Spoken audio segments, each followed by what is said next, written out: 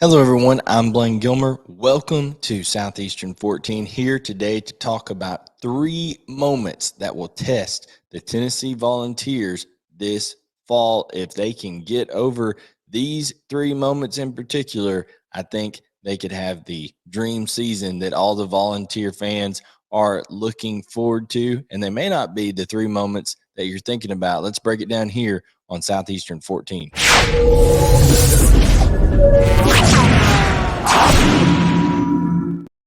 As I said, I'm Blaine Gilmer here for Southeastern 14. Like, subscribe, turn on notifications. We appreciate all that. Chris Lee, Blake Level do a great job on this channel as well, covering SEC baseball. The road to Omaha is going on. Of course, they do all the basketball here in the offseason and, of course, cover in depth when basketball season comes around. But it is all about football right now, and we are building up to that. And the Tennessee Volunteers and the Tennessee Volunteer fan base are super excited about the 2023 season, coming off the heels of a successful year last year where they had a resurgence of Tennessee Volunteer football, went to the Orange Bowl, beat Clemson, and now are looking to parlay that momentum into a big run in 2023, trying to challenge the Georgia Bulldogs in the SEC East and trying to make a way to Atlanta. So let's look at 3 moments that are going to test the maturity, because the thing about it is it's not that Tennessee doesn't have the talent. We know that Tennessee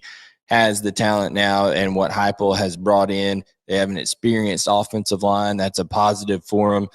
They have elite, talent on the outside in terms of 2 explosive wide receivers with Squirrel White and with Ramel Keaton, and then Brew McCoy is kind of a guy who can do a little bit of everything. He can be physical when you need to. He can go up and make plays when you need to. So they've got the talent on the outside. Joe Milton, we know that he can throw the ball through a brick wall. The question is he going to be able to be or just remain consistent and play kind of within the system, not try to do too much? If he can do that, I think they'll be fine there. And then they have talented running backs in Jalen Wright and Jabari Small.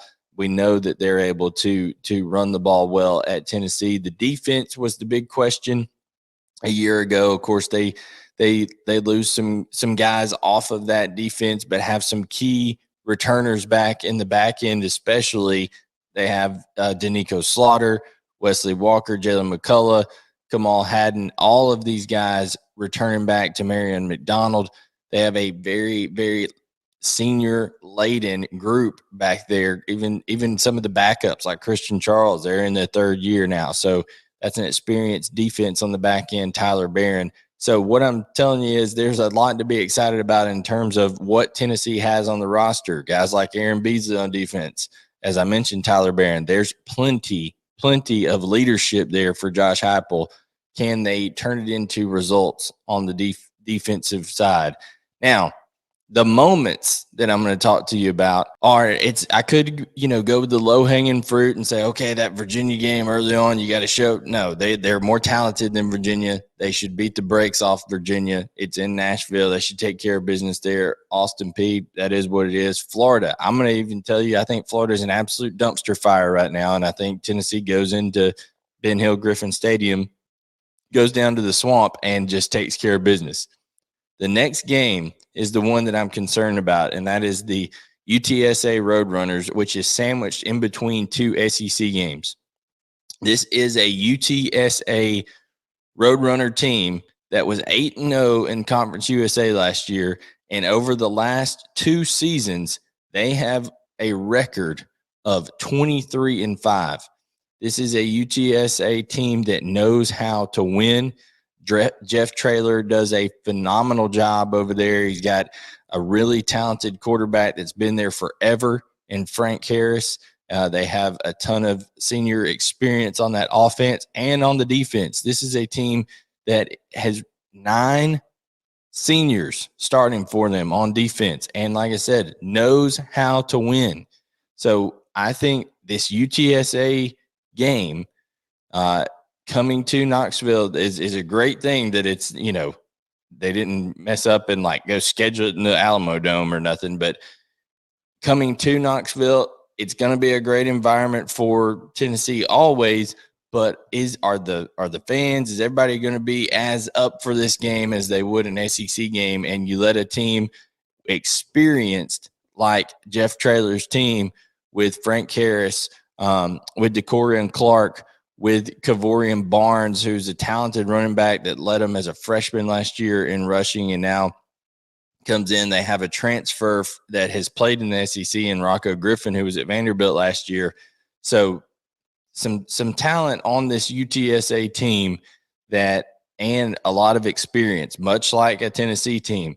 And they're expecting big things with Frank Harris coming back. So that is a maturity test game. Tennessee ultimately should be more talented, ultimately should take care of that game.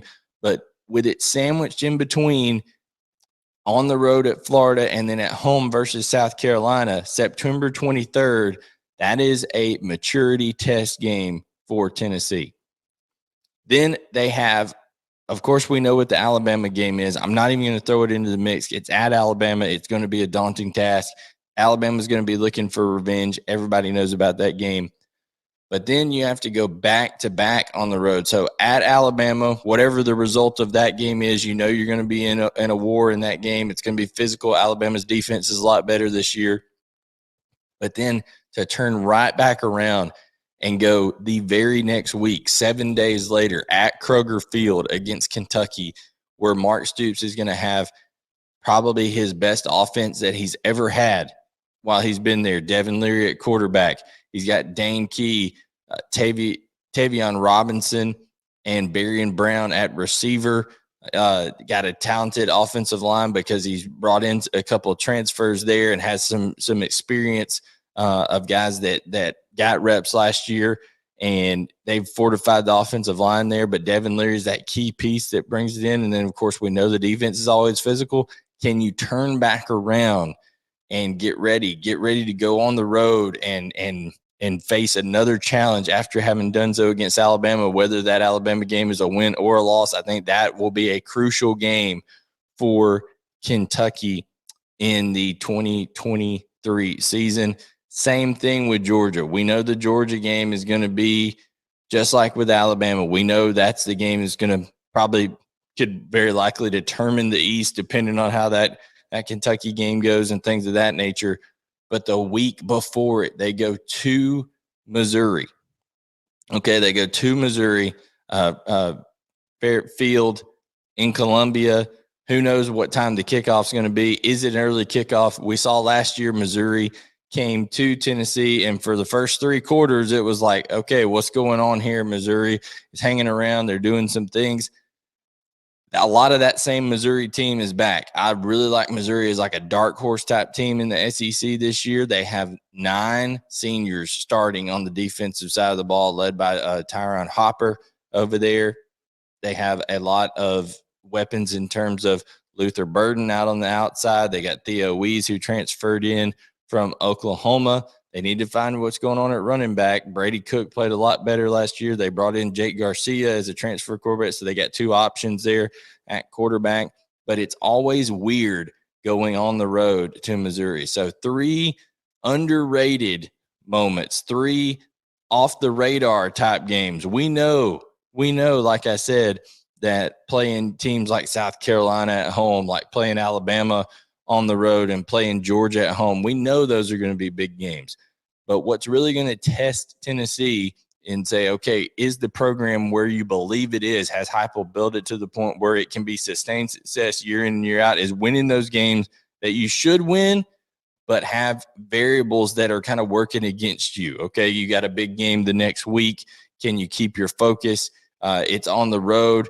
Can you may have a weird kickoff time? All of those variables, if you can beat the odds with all of those variables that are stacked against you in terms of those factors, and then make sure you're ready for the big game, not look past the week before or not look ahead to the next week, things of that nature.